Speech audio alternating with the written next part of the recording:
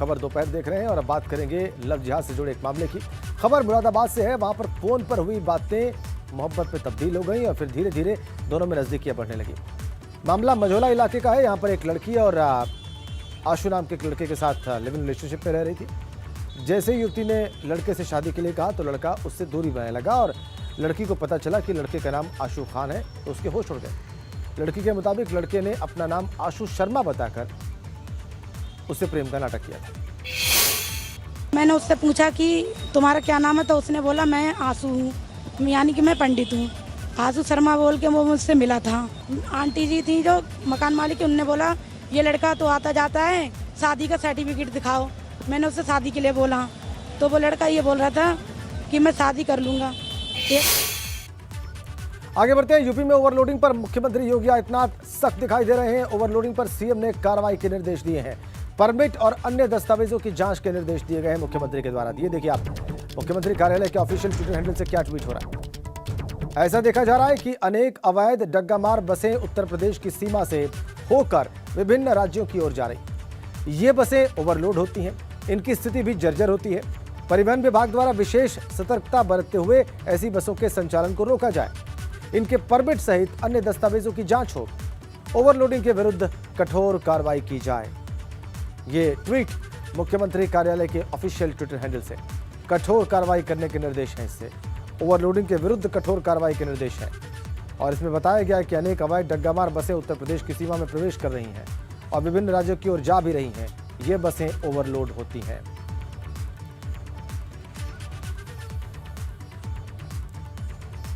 आगे बढ़ते हैं। गैंगस्टर यशपाल तोमर की 135 बीघा जमीन कुर्क करने की कार्रवाई पूरी हो चुकी है। मेरठ पुलिस ने ग्रेटर नोएडा में 3 जगहों पर कार्रवाई की है। इस दौरान जमीन कुर्क करने की जो जगह है उस पर प्रशासन की ओर से बोर्ड लगाए गए हैं। ग्रेटर नोएडा के चिट्ठेरा में यह कार्रवाई की गई है। लोगों को डरा धमकाकर इन जमीनों पर कब्जा किया गया था। यशपाल तोमर ने नौकर कृष्णपाल, कर्मवीर और बेलू के नाम से जमीन खरीद ली थी। इस दौरान पीड़ित शख्स ने अपनी कहानी बताई और कहा कि उसकी 1 करोड़ 80 लाख की जमीन को यशपाल तोमर ने 12 लाख रुपए में ले लिया। सर, आपका नाम जानना चाहूंगा। मिंटू भाटिया मेरा नाम। मिंटू जी, क्या हुआ था आपके साथ, ये बताइए। हमारे साथ हमारी 670 में ज़मीन थी जो हमारे बाबा के नाम पट्टे हुए थे। तो उसको 2019 में उन्होंने पहले महीने में फरवरी में हम पे दबाव बनाना चालू किया कि ये ज़मीन हमें दे दो, अन्यथा जेल जाने के लिए तैयार रहो। हमने कहा कि ये ज़मीन हम नहीं देंगे। उसके बाद हमने 2-3 महीने बाद हमने 2-3 जगह एप्लीकेशन भी दी थी। यहाँ पे सूरजपुर भी दी थी और सूरजपुर कोर्ट में भी हमने एक एप्लीकेशन लगाई थी। हमारी कहीं भी कोई भी सुनवाई नहीं हुई थी। उसके बाद हम पे दबाव बना गया और ज़मीन देने के लिए हमने ज़मीन देने से मना कर दिया। तब मुझको उन्होंने एक दिल्ली में झूठा मुकदमे में गीता कॉलोनी में लिखवा के और मुझे अदर पुलिस उठवा के और वहाँ पे पेश कर दिया गया। उसके बाद मुझे जेल जाना हुआ। फिर हमने ज़मीन नहीं देने से इनकार किया। फिर उन्होंने दबाव बनाया। फिर मुझ पर पंजाब में एक मुकदमा लिखवा दिया। अच्छा। दबाव में आने से हमने फिर हमारे घर वालों ने डर चुके थे कि अभी वो ने बोला कि राजस्थान भी लगवा देंगे, देहरादून भी लगवा देंगे। तो हमने ज़मीन की रजिस्ट्री उनके नाम कर दी। कितने की ज़मीन थी और कितने में रजिस्ट्री आपने की थी, कितना नुकसान? हमारी जो सरकारी रेट है 1 करोड़ 80 लाख रुपए की थी। अच्छा। और उन्होंने 12 लाख रुपए में वो ज़मीन हमारी हड़प ली। 1 करोड़ 80 लाख रुपए की ज़मीन 12 लाख में ले लिया रुपये में ले ली हमसे। अच्छा। तो फिर उसके बाद हमने ज़मीन की रजिस्ट्री कर दी। तो 3 महीने बाद मैं जेल से छूट के घर आया वापसी।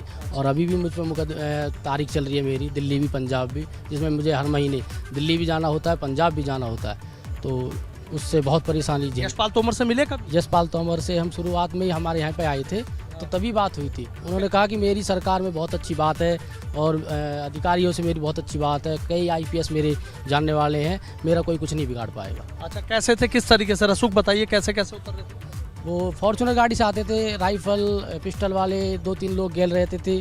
मतलब पूरी दबंगाई के साथ आते थे। गांव में भी, गांव के कई लोग उनके साथ मिले जुले थे। काफ़ी काम के भी लोग? हाँ, काफ़ी लोग, 3-4 लोग हैं जो उनसे मिले हुए थे। उनके वहाँ पे आके सोते थे, रहना सहना खाना पीना सब उनके साथ ही होता था। उनके साथ देखा आपने, 1 करोड़ 80 लाख रुपए की जो जमीन थी मात्र 12 लाख रुपए में खरीद ली गई।